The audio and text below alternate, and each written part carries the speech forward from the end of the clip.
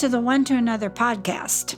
My name is Joanne, and today I want to talk about finishing strong in our race towards healing of our broken hearts, in our race towards new normal, in our race towards looking at change and deciding it's time to make a move in a new direction. You know, I've learned this. There's no traffic jam on the extra mile. And I have found that a lot of times we want to do this, we got to do it, but on the extra mile, look around. There may only be one or two people. Well, the definition of perseverance is to think it through, then follow through. Many people like to think things through, but few follow through. And I know that in working with women. I know that in working in life. I know that in my job, that it is truly true, but few follow through. The definition of perseverance is stubbornness with a purpose. And the first rule of holes is, if you're in a hole, stop digging. Wait for somebody to come along from the outside and say, hey, I've been digging a hole and I finally quit. I bet I can help you with your hole. I know the way out. Do you want to get out? And, you know, the definition of teachability is what you learn after you know it all. That's what counts. Isn't that true? Some people think they know it all, but it is amazing how many of us think we know it all. But that's when we really learn what counts. So courage comes from the French word, which means heart. So integrity is when our behavior and the words that we say match. So, you know, Dr. Seuss had something pretty smart to say. He said, you have a brain in your head and you have feet in your shoes. Well, maybe you do. I hope you do. Well, anyway, let's go back. You have a brain in your head. You have feet in your shoes. You can steer yourself any direction you choose. So, if we are going to choose that we're going to be persevering, we have to determine to achieve it.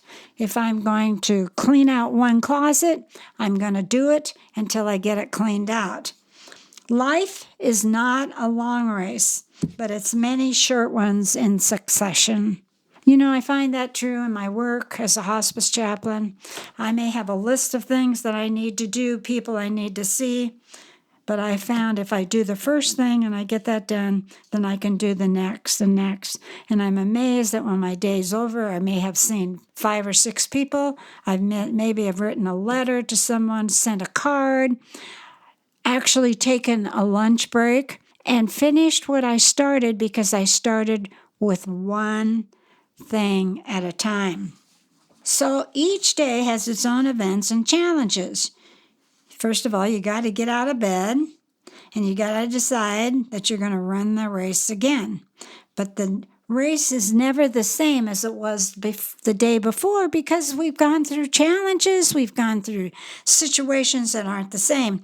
The secret is to keep plugging away, one foot in front of the other. So work through grief consists of series of little daily victories. Like, for instance, I did get my clothes in the washing machine and I actually washed clothes. Or, you know what, I folded a whole bunch of towels that were over there. Or I called somebody and said, you want to go out for coffee? It's these small things that we do that we keep plugging away, and one by one we get to see something happen.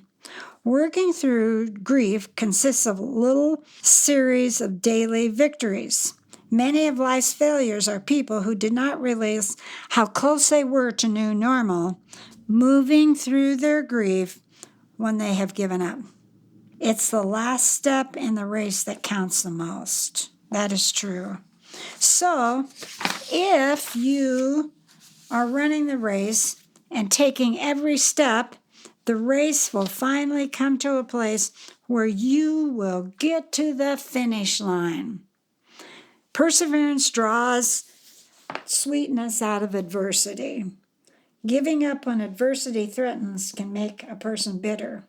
Going through the grieving process makes one better. Now, we don't always believe that because we do get those places where I have to stop and think, oh boy, can I make it through this? I think I just have a hiccup. Well, I think we can. We just sometimes have to step back and look at it from a different perspective. Someone wrote, I don't regret a mile.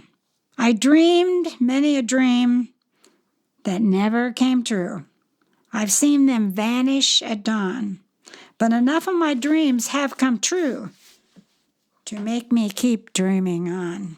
I prayed many a prayer that seemed no answer would come, though I waited so patient and long. But enough answers have come to my prayers to keep me praying on. I've sown many a seed that's fallen by the wayside for the birds to feed upon, but I've held enough golden sheaves in my hands to make me keep sowing on. I've trusted many a friend that's failed me and left me to weep alone, but enough of my friends have been true blue to make me keep trusting on. I've drained the cup of disappointment and pain and gone many a day without song, but I've sipped enough nectar from the roses of life to make me want to live on. Perseverance is doing the right thing day after day after day after day.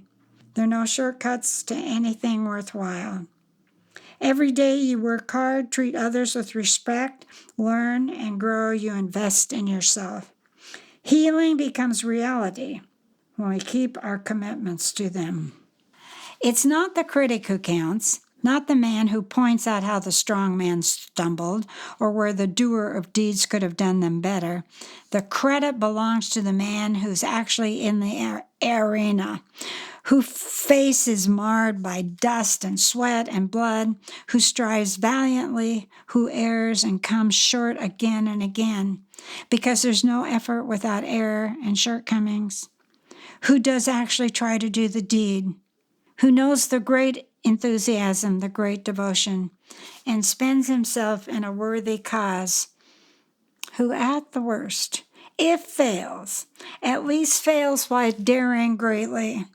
Far better is it to dare mighty things to win glorious triumphs, even though checkered by failure, than to rank with those poor spirits who neither enjoyed nor suffered much because they lived in the gray twilight that knows neither victory nor defeat. We need to stay in the arena. We need to do what we need to do to let go of our pain. We need to keep putting one foot in front of the other, because in the end, the heart that was so broken and so full of pain is healed, and memories are there to stay forever. But we can take those new steps into new normal and begin to live again. I know you can do it. Are you willing just to take one step forward today? And remember, I'm always in your corner.